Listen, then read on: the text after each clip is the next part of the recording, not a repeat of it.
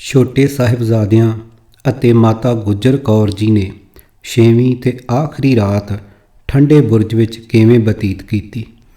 ਆਵਾਜ਼ ਗੁਰਜੰਟ ਸਿੰਘ ਰੂਪਵਾਲੀ। ਲੇਖਕ ਸੁਰਿੰਦਰ ਸਿੰਘ ਖਾਲਸਾ। ਵਾਹਿਗੁਰੂ ਜੀ ਕਾ ਖਾਲਸਾ, ਵਾਹਿਗੁਰੂ ਜੀ ਕੀ ਫਤਿਹ। ਵਜ਼ੀਰ ਖਾਂ ਹਰ ਸਖਤਾਈ ਕਰਕੇ ਗੁਰੂ ਗੋਬਿੰਦ ਸਿੰਘ ਜੀ ਦੇ ਸੁਪੁੱਤਰਾਂ ਨੂੰ ਇਸਲਾਮ ਵਿੱਚ ਲਿਆਉਣਾ ਚਾਹੁੰਦਾ ਸੀ। ਠੰਡੇ ਬੁਰਜ ਵਿੱਚ ਮਾਤਾ ਜੀ ਕੋਲ ਇਸ ਲਈ ਭੇਜ ਦਿੱਤੇ ਕਿ ਪੋਤਿਆਂ ਦੀਆਂ ਜਾਨਾਂ ਦੀ ਸਲਾਮਤੀ ਲਈ ਮੌਤ ਦਾ ਭੈ ਮੰਨ ਕੇ ਬਿਰਧ ਦਾਦੀ ਇਹਨਾਂ ਨੂੰ ਇਸਲਾਮ ਕਬੂਲਣ ਲਈ ਕਹੇਗੀ। ਬਰਫ਼ ਵਰਗੀ ਠੰਡੀ ਰਾਤ ਦਾਦੀ ਪੋਤਿਆਂ ਨੇ ਕੱਟ ਲਈ। ਰਾਤ ਕਿਵੇਂ ਲੰਘੀ ਇਸ ਦਾ ਅੰਦਾਜ਼ਾ ਕੀ ਲਾਈਏ। ਇਸ ਸਖਤੀ ਵਿੱਚੋਂ ਗੁਰੂ ਗੋਬਿੰਦ ਸਿੰਘ ਜੀ ਦੇ ਮਾਤਾ ਜੀ ਤੇ ਪੁੱਤਰ ਹੀ ਲੰਘ ਸਕਦੇ ਸੀ, ਹੋਰ ਕੋਈ ਨਹੀਂ। ਅਗਲੇ ਦਿਨ 12 ਪੋਹ ਨੂੰ ਨਵਾਬ ਦਾ ਹੁਕਮ ਲੈ ਕੇ ਸਿਪਾਹੀ ਲੈਣ ਆ ਗਏ। ਉਦੋਂ ਅਜੇ ਦਿਨ ਦੇ ਪਹਿਲੇ ਪਹਿਰ ਦਾ ਅੱਧ ਕੁ ਹੀ ਬੀਤਿਆ ਸੀ ਕਿ ਜ਼ਾਲਮਾਂ ਨੇ ਨਿੱਕੀਆਂ ਜਿੰਦਾਂ ਨੂੰ ਲਿਜਾਣ ਦੀ ਇੰਨੀ ਕਾਹਲ ਪਾ ਦਿੱਤੀ। ਮਾਤਾ ਜੀ ਨੇ ਅੰਮ੍ਰਿਤ ਵੇਲੇ ਜਪਜੀ ਸਾਹਿਬ ਦਾ ਪਾਠ ਪਿਛਲੇ ਦਿਨਾਂ ਵਿਛੋੜੇ ਦੇ ਦਿਨਾਂ ਦੀ ਤਰ੍ਹਾਂ ਹੀ ਦੋਵਾਂ ਨੂੰ ਗੋਦੀ ਵਿੱਚ ਪਿਆਂ ਨੂੰ ਹੀ ਸੁਣਾ ਦਿੱਤਾ ਸੀ। ਹੁਣ ਤਾਂ ਉਹ ਅਡੋਲ ਸਮਾਧੀ 'ਚ ਬੈਠੀ ਹੋਈ ਸੀ ਤੇ ਨਿੱਕੀਆਂ ਜਿੰਦਾਂ ਦਾਦੀ ਮਾਂ ਨਾਲ ਚਿੰਬੜ ਕੇ ਬੈਠੀਆਂ ਹੋਈਆਂ ਸਨ। ਮਾਤਾ ਜੀ ਸਿਪਾਹੀਆਂ ਦੀ ਗੱਲ ਸੁਣ ਕੇ ਕਹਿਣ ਲੱਗੇ ਕਿ ਉਹ ਵੀ ਇਹਨਾਂ ਦੇ ਨਾਲ ਹੀ ਕਚਹਿਰੀ ਵਿੱਚ ਚੱਲਦੀ ਹੈ। ਤਾਂ ਸਿਪਾਹੀਆਂ ਨੇ ਨਾਲ ਆਏ ਦਰੋਗੇ ਨੇ ਕਿਹਾ, ਤੁਸੀਂ ਨਾਲ ਨਹੀਂ ਜਾ ਸਕਦੇ, ਨਵਾਬ ਨੇ ਇਹਨਾਂ ਦੋਹਾਂ ਨੂੰ ਹੀ ਬੁਲਾਇਆ ਹੈ। ਕੌਣ ਬੁਲਾਵਤ ਇनको ਕਹਾਂ, ਮੈਂ ਵੀ ਸਾਥ ਚਲੂੰਗੀ ਵਹਾਂ, ਕਹਿਓ ਦਰੋਗੇ ਤਬੇ ਸੁਨਾਈ, ਤੇਰਾ ਜਾਨਾ ਬਨੇ ਨਾ ਮਾਈ। इनको अब तुम भेजो छेती, करनी देर न चाहिए एती। ਸ਼ਹੀਦ ਬਿਲਾਸ ਗਿਆਨੀ ਠਾਕਰ ਸਿੰਘ। ਮਾਤਾ ਜੀ ਨੇ ਦੋਵਾਂ ਪੋਤਿਆਂ ਦੀਆਂ ਦਸਤਾਰਾਂ ਠੀਕ ਕੀਤੀਆਂ ਤੇ ਉਹਨਾਂ ਦੇ ਮੁਖ ਚੁੰਮ ਕੇ ਉਹਨਾਂ ਦੇ ਨਾਲ ਹੀ ਬੁਰਜ ਦੀਆਂ ਪੌੜੀਆਂ ਤੱਕ ਆ ਗਈ। ਤਾਂ ਦਰੋਗੇ ਨੇ ਫਿਰ ਉਹਨਾਂ ਨੂੰ ਰੋਕ ਦਿੱਤਾ ਕਿ ਤੁਸੀਂ ਅੱਗੇ ਨਹੀਂ ਜਾ ਸਕਦੇ। ਅਕਾਲ ਪੁਰਖ ਦੇ ਭਾਣੇ ਨੂੰ ਮੰਨਦਿਆਂ ਹੋਇਆਂ ਦਾਦੀ ਨੇ ਪੋਤਿਆਂ ਨੂੰ ਗਲਵਕੜੀ 'ਚ ਲੈ ਕੇ ਫਿਰ ਯਾਦ ਕਰਾਇਆ ਕਿ ਆਪਣੇ ਬਾਬਾ ਜੀ ਤੇ ਪਿਤਾ ਜੀ ਦੀ ਸ਼ਾਨ ਨੂੰ ਕਾਇਮ ਰੱਖਣਾ, ਕਦੇ ਵੀ ਧਰਮ ਤੋਂ ਨਹੀਂ ਹਾਰਨਾ। ਸਿਪਾਹੀ ਨਿੱਕੀਆਂ ਜਿੰਦਾਂ ਨੂੰ ਆਪਣੇ ਨਾਲ ਲੈ ਤੁਰੇ। ਜ਼ੁਲਮ ਅੱਗੇ ਕੀ ਜ਼ੋਰ ਸੀ। ਦਾਦੀ ਬੁਰਜ ਵਿੱਚੋਂ ਦੂਰ ਤੱਕ ਦੇਖਦੀ ਰਹੀ। ਕਚਹਿਰੀ ਦਾ ਵੱਡਾ ਦਰਵਾਜ਼ਾ ਬੰਦ ਸੀ। ਸਾਹਿਬਜ਼ਾਦਿਆਂ ਨੂੰ ਛੋਟੀ ਖਿੜਕੀ ਵਿੱਚੋਂ ਲੰਘਣ ਲਈ ਕਿਹਾ। ਇਹ ਨੀਤੀ ਦਾ ਇੱਕ ਪੈਂਤੜਾ ਸੀ ਕਿ ਜਦੋਂ ਸਿਰ ਨਵਾ ਕੇ ਲੰਘਣਗੇ ਤਾਂ ਕਚਹਿਰੀ ਵਿੱਚ ਬੈਠੇ ਸਾਰੇ ਅਮੀਰ ਵਜ਼ੀਰ ਕਹਿ ਦੇਣਗੇ ਕਿ ਬੱਚਿਆਂ ਨੇ ਨਵਾਬ ਅੱਗੇ ਸਿਰ ਝੁਕਾ ਦਿੱਤਾ ਹੈ। ਆਪਣੇ ਪਿਤਾ ਜੀ ਦੀ ਸੋਚ ਤੇ ਪਹਿਰਾ ਦੇਣ ਵਾਲੇ ਮਹਾਨ ਪੁੱਤਰਾਂ ਨੇ ਪਹਿਲਾਂ ਆਪਣੇ ਪੈਰ ਅੱਗੇ ਲੰਘਾਏ ਤੇ ਪਿੱਛੋਂ ਸਿਰ ਲੰਘਾ ਅੰਦਰ ਚਲੇ ਗਏ। ਬੱਚਿਆਂ ਦੀ ਸੋਚ ਦੇਖ ਕੇ ਸਾਰੇ ਹੱਕੇ ਬੱਕੇ ਰਹਿ ਗਏ। ਸਿਰ ਝੁਕਾਉਣ ਵਾਲੀ ਨੀਤੀ ਵੀ ਫੇਲ ਹੋ ਗਈ। ਕਚਹਿਰੀ ਵਿੱਚ ਵੜਦਿਆਂ ਹੀ ਦੋਵਾਂ ਨੇ ਭਰਵੀਂ ਆਵਾਜ਼ ਵਿੱਚ ਕਿਹਾ, ਵਾਹਿਗੁਰੂ ਜੀ ਕਾ ਖਾਲਸਾ, ਵਾਹਿਗੁਰੂ ਜੀ ਕੀ ਫਤਿਹ। ਇਸ ਦੀ ਗੂੰਜ ਅੱਗੇ ਨਾਲੋਂ ਵੀ ਜ਼ਿਆਦਾ ਸੁਣਾਈ ਦਿੱਤੀ। ਇਸ ਵਿੱਚ ਦਾਦੀ ਮਾਂ ਦੀ ਦਿੱਤੀ ਰਾਤ ਦੀ ਸਿੱਖਿਆ ਦਾ ਸੁਮੇਲ ਸੀ। ਵਜ਼ੀਰ ਖਾਂ ਬਲਦੀ ਭੱਠੀ ਵਾਂਗ ਭੁੱਜਣ ਲੱਗਾ। ਉਸਨੇ ਬਹੁਤ ਕ੍ਰੋਧ ਵਿੱਚ ਕਿਹਾ, ਤੁਹਾਡੇ ਇਹਨਾਂ ਲੱਛਣਾਂ ਕਰਕੇ ਤੁਸੀਂ ਬੁਰੀ ਮੌਤ ਮਾਰੇ ਜਾਓਗੇ। ਤਸੀਹੇ ਇੰਨੇ ਸਖਤ ਹੋਣਗੇ ਤੁਸੀਂ ਕੁਰਲਾ ਉਠੋਗੇ। ਤੁਹਾਡੀ ਕੁਰਲਾਹਟ ਵੀ ਕੋਈ ਨਹੀਂ ਸੁਣੇਗਾ। ਇਸਲਾਮ ਕਬੂਲ ਕਰਨ ਵਿੱਚ ਹੀ ਤੁਹਾਡਾ ਭਲਾ ਹੈ। ਧਨ ਦੌਲਤ ਤੇ ਜਾਗੀਰਾਂ ਹਾਸਲ ਕਰ ਰਾਜ ਭਾਗ ਭੋਗੋਗੇ। ਸਾਹਿਬਜ਼ਾਦਿਆਂ ਕਿਹਾ, ਰਾਜ ਭਾਗ 4 ਦਿਨ ਦੀ ਖੇਡ ਹੈ, ਮਰ ਤਾਂ ਫਿਰ ਵੀ ਜਾਣਾ ਹੈ। ਆਪਣੇ ਧਰਮ ਨੂੰ ਛੱਡ ਕੇ ਜਿਉਣਾ ਸਾਡੇ ਲਈ ਪਾਪ ਹੈ। ਵਜ਼ੀਰ ਖਾਂ ਕੁਝ ਬੋਲਦਾ ਉਸ ਤੋਂ ਪਹਿਲਾਂ ਹੀ ਸੁੱਚਾਨੰਦ ਕੋਲ ਆ ਕਹਿਣ ਲੱਗਾ, ਬੱਚਿਓ ਤੁਸੀਂ ਨਵਾਬ ਸਾਹਿਬ ਦਾ ਕਹਿਣਾ ਮੰਨ ਲਵੋ, ਐਵੇਂ ਆਪਣੀ ਜਿੰਦ ਨਾ ਗਵਾਓ। ਤੁਹਾਡੇ ਕੋਲ ਬਹੁਤ ਧਨ ਪਦਾਰਥ ਹੋਵੇਗਾ, ਲੋਕ ਸਲਾਮਾਂ ਕਰਨਗੇ, ਤੁਹਾਡਾ ਹੁਕਮ ਮੰਨਣਗੇ। ਹਰ ਸੁੱਖ ਆਰਾਮ ਪ੍ਰਾਪਤ ਕਰਨ ਲਈ ਨਵਾਬ ਸਾਹਿਬ ਦਾ ਕਿਹਾ ਮੰਨ ਇਸਲਾਮ ਕਬੂਲ ਕਰ ਲਵੋ। ਇਹ ਸੁਣ ਦੋਵਾਂ ਨੇ ਠੋਕ ਕੇ ਉੱਤਰ ਦਿੱਤਾ। ਲੋਭ ਲਾਲਚ ਦੇ ਛਲਾਵਿਆਂ ਵਿੱਚ ਆ ਕੇ ਜਾਂ ਮੌਤ ਦਾ ਡਰ ਮੰਨ ਕੇ ਅਸੀਂ ਕਦੇ ਈਨ ਨਹੀਂ ਮੰਨਾਂਗੇ। ਸਾਡੇ ਬਾਬਾ ਜੀ ਨੇ ਸਿਰ ਦੇ ਕੇ ਧਰਮ ਦੀ ਰੱਖਿਆ ਕੀਤੀ ਸੀ। ਸਾਡੇ ਪਿਤਾ ਜੀ ਨੇ ਕਿਹਾ ਹੈ, ਜ਼ੁਲਮ ਅੱਗੇ ਨਿਭ ਜਾਣਾ ਕਾਇਰਤਾ ਹੈ। ਬੁਜ਼ਦਿਲ ਬਣ ਕੇ ਜਿਉਣ ਨਾਲੋਂ ਮਰ ਜਾਣਾ ਬਿਹਤਰ ਸਮਝਾਂਗੇ। ਅਸੀਂ ਗੁਰੂ ਗੋਬਿੰਦ ਸਿੰਘ ਜੀ ਦੇ ਪੁੱਤਰ ਤੇ ਦਾਦੀ ਮਾਂ ਗੁਜਰੀ ਦੇ ਪੋਤਰੇ ਹਾਂ। ਆਪਣੇ ਪਿਤਾ ਜੀ ਦੀ ਸ਼ਾਨ ਨੂੰ ਸਦਾ ਕਾਇਮ ਰੱਖਾਂਗੇ। ਦੋਹਰਾ। ਗੋਬਿੰਦ ਸਿੰਘ ਕੇ ਪੂਤ ਹਮ, ਦਾਦੀ ਗੁਜਰੀ ਪਾਹੇ, ਫਤਿਹ ਸਿੰਘ ਜੋਰਾਵਰ ਸਿੰਘ, ਨਾਮ ਹਮਾਰੇ ਆਹੇ। ਕਿਰਤ ਭਾਈ ਦੁੰਨਾ ਸਿੰਘ ਹੰਡੂਰੀਆ। ਸਾਹਿਬਜ਼ਾਦਿਆਂ ਦੇ ਭਾਰੀ ਜਵਾਬ ਸੁਣ ਕੇ ਸੁੱਚਾ ਆਨੰਦ ਦਾ ਕਪਟੀ ਮਨ ਸੜਨ ਲੱਗਾ। ਅਣਖ ਤੇ ਸੱਚ ਦੇ ਬੋਲ ਪਾਪੀ ਮਨ ਤੋਂ ਸਹਾਰ ਨਾ ਹੋਏ। ਕ੍ਰੋਧ ਵਿੱਚ ਆਏ ਇਸ ਪਾਪੀ ਨੇ ਮਾਸੂਮਾਂ ਨੂੰ ਬਾਂਸ ਦੀ ਇੱਕ ਸੋਟੀ ਖਮਚੀ ਨਾਲ ਬਹੁਤ ਮਾਰਿਆ। ਉਹਨਾਂ ਦੇ ਕੋਮਲ ਤਨ ਇਸ ਦੀ ਮਾਰ ਨੂੰ ਖਾਮੋਸ਼ ਹੋ ਕੇ ਸਹਿੰਦੇ ਰਹੇ। ਇੰਨੀ ਸਖਤੀ ਤੋਂ ਬਾਅਦ ਵੀ ਨਾ ਮੰਨੇ ਤਾਂ ਇੱਕ ਗਿਆ ਆਨੰਦ ਨਾਂ ਦੇ ਜ਼ਾਲਮ ਬੰਦੇ ਨੂੰ ਲਿਆਂਦਾ ਗਿਆ, ਜਿਸ ਦੇ ਹੱਥ ਵਿੱਚ ਛੁਰਾ ਫੜਾਇਆ ਹੋਇਆ ਸੀ। ਉਸਨੇ ਸਾਹਿਬਜ਼ਾਦਿਆਂ ਨੂੰ ਝੰਜੋੜ ਕੇ ਛੁਰੇ ਨਾਲ ਬਹੁਤ ਡਰਾਇਆ ਤੇ ਉਹਨਾਂ ਦੇ ਤਨ ਨੂੰ ਦੁੱਖ ਵੀ ਦਿੱਤਾ। ਪਾਪੀਆਂ ਨੇ ਨਿੱਕੀਆਂ ਜਿੰਦਾਂ ਨੂੰ ਤਸੀਹੇ ਦੇਣ 'ਚ ਕੋਈ ਕਸਰ ਨਾ ਛੱਡੀ। ਉਹਨਾਂ ਮਾਸੂਮਾਂ ਨੂੰ ਦਿੱਤੇ ਹੋਏ ਤਸੀਹਾਂ ਦਾ ਦਰਦ ਤੇ ਖਮਚੀ ਨਾਲ ਮਾਰੀਆਂ ਸੱਟਾਂ ਸਿੱਖ ਕੌਮ ਨੂੰ ਅੱਜ ਵੀ ਰੜਕਦੀਆਂ ਹਨ। ਦੁੰਨਾ ਸਿੰਘ ਵੀ ਇਸ ਦਾ ਦਰਦ ਮਹਿਸੂਸ ਕਰਦਾ ਹੋਇਆ ਇਹ ਸਤਰਾਂ ਲਿਖਦਾ ਹੈ। ਖਮਚੀ ਸਾਥ ਜੋ ਲੱਗੇ ਤਬੇ ਦੁੱਖ ਦੇਵਨੰ, ਇਹ ਜੋ ਬਾਲਕ ਫੂਲ ਧੂਪ ਨਹਿ ਖੇਵਨੰ। ਗਿਆ ਆਨੰਦ ਇੱਕ ਔਰ ਪਠਾਇਓ, ਲੈ ਕਟਾਰ ਬਗਲ ਮੈਂ ਆਇਓ। ਦਰਿੰਦਗੀ ਭਰੇ ਸਾਰੇ ਤਰੀਕੇ ਅਪਣਾ ਕੇ ਦੇਖ ਲੈਣ ਤੋਂ ਬਾਅਦ ਭਰੇ ਪੀਤੇ ਸੁੱਚਾ ਆਨੰਦ ਨੇ ਨਵਾਬ ਵੱਲ ਮੂੰਹ ਕਰਕੇ ਕਿਹਾ ਕਿ ਨਵਾਬ ਸਾਹਿਬ, ਇਹਨਾਂ ਨੂੰ ਛੋਟੇ ਨਾ ਜਾਣਿਓ। ਇਹ ਸੱਪ ਦੇ ਪੁੱਤ ਜ਼ਹਿਰ ਉਗਲਦੇ ਹੋਏ ਸੁਪੂੜੀਏ ਨੇ। ਇਹ ਮਸੀਂ ਹੱਥ ਆਏ ਨੇ। ਇਹਨਾਂ ਨੂੰ ਆਪਣੇ ਮਨ ਭਾਉਂਦੀ ਸਜ਼ਾ ਦੇ ਕੇ ਮਾਰ ਦਿਓ। ਵੱਡੇ ਹੋ ਕੇ ਸਰਕਾਰ ਦੇ ਬਾਗੀ ਬਣਨਗੇ।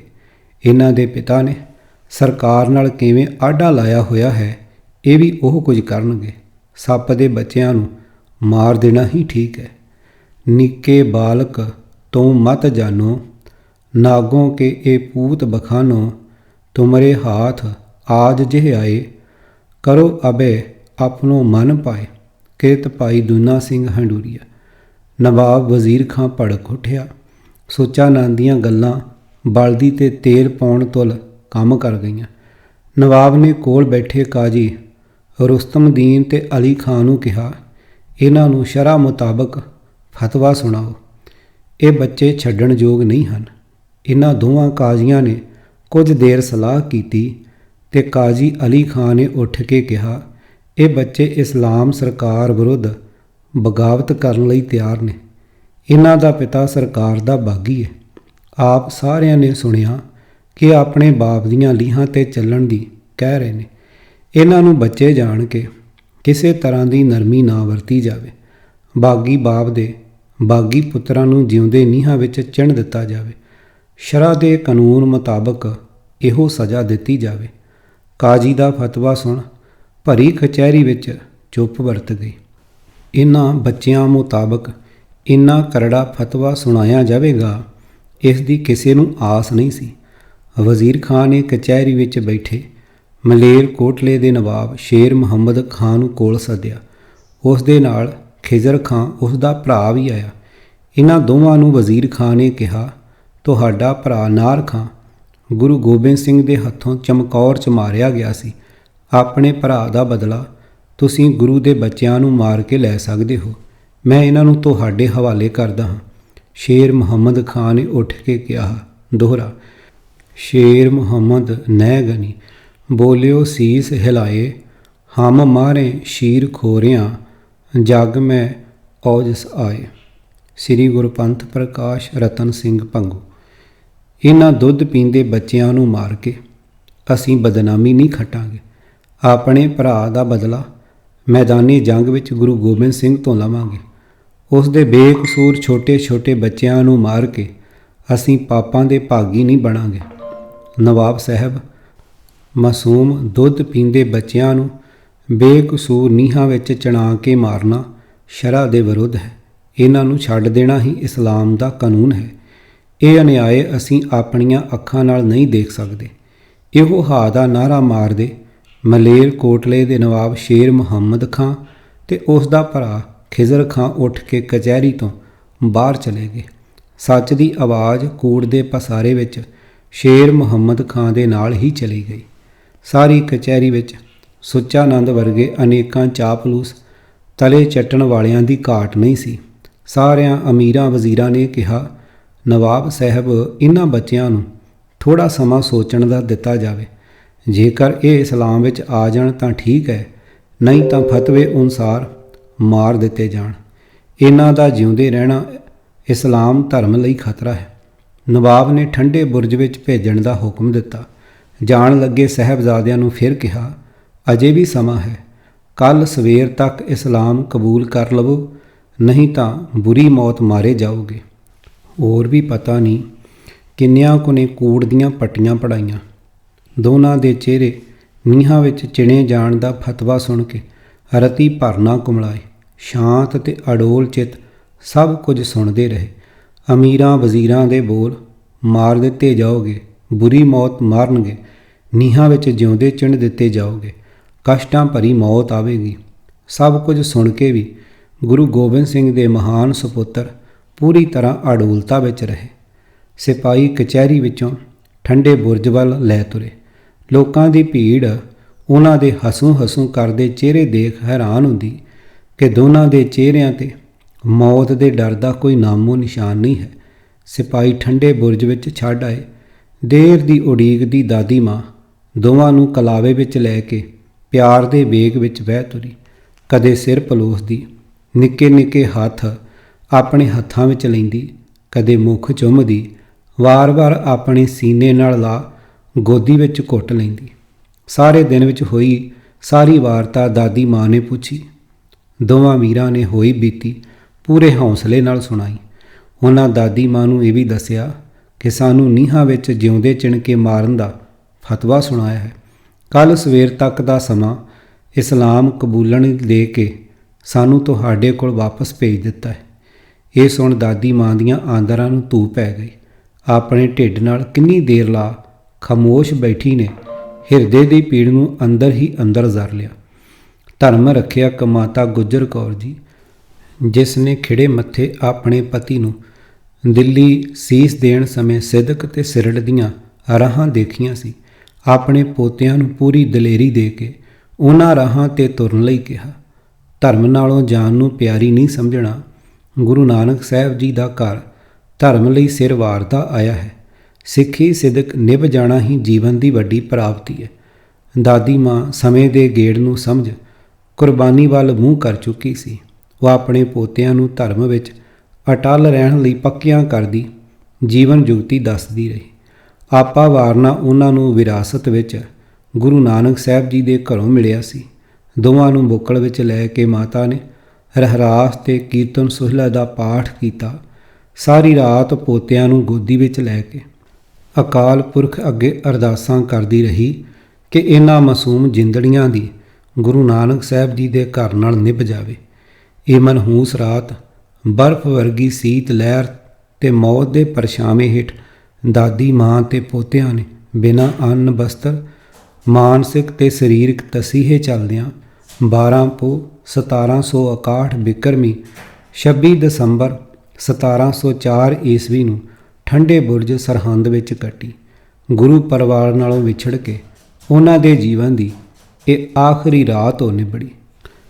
ਸੂਚਨਾ: ਦੁਸ਼ਟ ਸੁੱਚਾ ਨੰਦ ਦਾ ਗੁਰੂ ਘਰ ਨਾਲ ਈਰਖਾ ਕਰਨ ਦਾ ਇਹ ਕਾਰਨ ਇਤਿਹਾਸ ਵਿੱਚ ਲਿਖਿਆ ਮਿਲਦਾ ਹੈ ਕਿ ਉਹ ਆਪਣੀ ਲੜਕੀ ਦਾ ਰਿਸ਼ਤਾ ਗੁਰੂ ਗੋਬਿੰਦ ਸਿੰਘ ਜੀ ਦੇ ਵੱਡੇ ਸਾਹਿਬਜ਼ਾਦਿਆਂ ਨਾਲ ਕਰਨਾ ਚਾਹੁੰਦਾ ਸੀ, ਪਰ ਗੁਰੂ ਜੀ ਨੇ ਇਹ ਰਿਸ਼ਤਾ ਮਨਜ਼ੂਰ ਨਹੀਂ ਸੀ ਕੀਤਾ।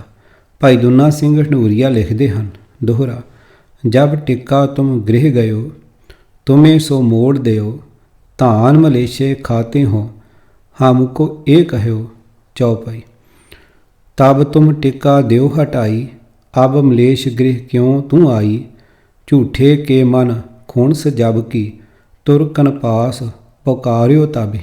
ਰਿਸ਼ਤਾ ਕਰਨ ਦੀ ਗਵਾਹੀ ਭਾਈ ਰਤਨ ਸਿੰਘ ਜੀ ਭੰਗੂ ਵੀ ਕਰਦੇ ਹਨ। ਔਰ ਖੱਤਰੀ ਹੁਤੋ ਸੁੱਚਾ ਨੰਦ ਨਾਮ, ਕਿਤ ਘਲਿਓ ਥੋ ਕਰਨ ਸਾਖ ਗੁਰ ਧਾਮ। ਗੁਰੂ ਨ ਮੰਨਿਓ ਉਸ ਰਾਖਿਓ ਯਾਦ, ਏਮ ਕਰ ਸਮਝਿਓ ਓਨ ਵਹਿ ਬਾਦ। ਪਾਪੀ ਸੁੱਚਾ ਨੰਦ ਦਾ ਈਰਖਾ ਕਰਨ ਦਾ ਸਭ ਤੋਂ ਵੱਡਾ ਕਾਰਨ ਅਸਲ ਵਿੱਚ ਇਹ ਸੀ ਕਿ ਉਹ ਪੱਥਰ ਦਿਲ ਕਮੀਨਾ ਮਕਾਰ ਤੇ ਵਜ਼ੀਰ ਖਾਂ ਦਾ ਸਭ ਤੋਂ ਵੱਡਾ ਤਲੇ ਚੱਟ ਚਾਪਲੂਸ ਸੀ। ਉਹ ਸਦਾ ਹੀ ਨਵਾਬ ਜੀ ਦਾ ਜੀ ਹਜ਼ੂਰੀਆ ਬਣ ਕੇ ਉਸ ਤੋਂ ਕੁਝ ਹਾਸਲ ਕਰਨ ਦੇ ਦਾਅ 'ਤੇ ਲੱਗਾ ਰਹਿੰਦਾ। ਉਸ ਦੇ ਦਿਲ ਵਿੱਚ ਦਇਆ ਨਾਂ ਦੀ ਕੋਈ ਚੀਜ਼ ਨਹੀਂ ਸੀ। ਨਵਾਬ ਦੇ ਤਲੇ ਚੱਟਦਿਆਂ ਉਸ ਦੀ ਆਤਮਾ ਵਿੱਚੋਂ ਇਨਸਾਨੀਅਤ ਪੂਰੀ ਤਰ੍ਹਾਂ ਖਤਮ ਹੋ ਚੁੱਕੀ ਸੀ। ਇਸੇ ਕਾਰਨ ਹੀ ਉਸ ਗਏ ਗੁਜ਼ਰੇ ਪਾਪੀ ਦੇ ਮਨ ਅੰਦਰ ਸਦਾ ਭੈੜੇ ਕਰਮ ਦੀ ਸੋਚ ਬਣੀ ਰਹਿੰਦੀ ਸੀ। ਕਿਤਾਬ ਪੋਹ ਦੀਆਂ ਰਾਤਾਂ, ਲੇਖਕ ਸੁਰਿੰਦਰ ਸਿੰਘ ਖਾਲਸਾ, ਆਵਾਜ਼ ਗੁਰਜੰਟ ਸਿੰਘ ਰੂਪਵਾਲੀ। ਵਾਹਿਗੁਰੂ ਜੀ ਕਾ ਖਾਲਸਾ, ਵਾਹਿਗੁਰੂ ਜੀ ਕੀ ਫਤਿਹ।